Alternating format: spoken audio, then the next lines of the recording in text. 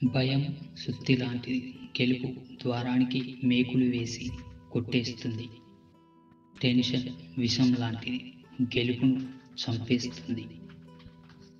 గుడిలో వచ్చే ప్రసాదంలో చక్కెర తగ్గితే ఏమీ పర్లేదు అనుకుని పడేయకుండా ఉంటాం.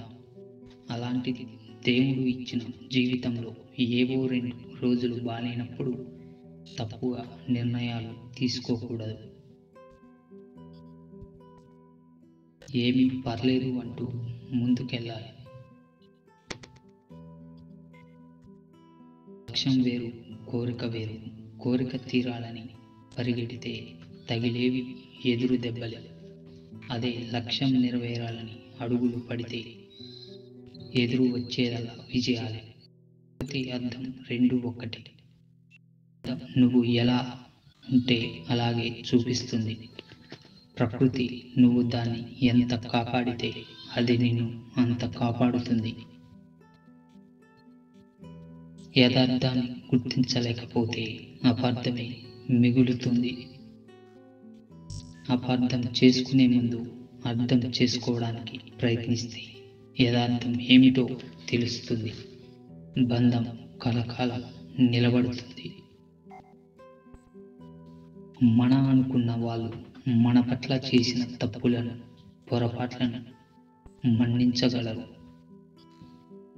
మన్నించగలగడం సహజం. కానీ వారితో మరలా మునుపటిలా ఉండడం అసాధ్యం. వ్యక్తిత్వమే మనకు సిరి. అందుకే ఎవరి కోసమో నీ వ్యక్తిత్వాన్ని మార్చుకో. ఇతరులకు పలచన కాకు. అర్థం చూసుకుంటే మనకు మనమే కనిపిస్తాము. అర్థం చేసుకుంటే ప్రతి మనసులో మనమే కనిపిస్తాము. ఉన్నన్ని రోజులు సంతోషంగా ఉంటే అదే ఐశ్వర్యం. ఐస్ క్రీమ్ తిన్నా కరిగిపోతుంది, తినకపోయినా కరిగిపోతుంది. జీవితం కూడా అంతే. ఎంజాయ్ చేసినా కరిగిపోతుంది, చేయకపోయినా కరిగిపోతుంది. తర్వాత స్వర్గం నరకం అంటావా? అవి ఉన్నాయో లేవో కూడా ఎవరికి తెలియదు. ధనాన్ని చూసి దరిచేరే బంధువులు, అందాన్ని చూసి కలిగే ప్రేమ, అవసరం కోసం కలుపుకునే స్నేహం ఎప్పటికీ శాశ్వతం కావు.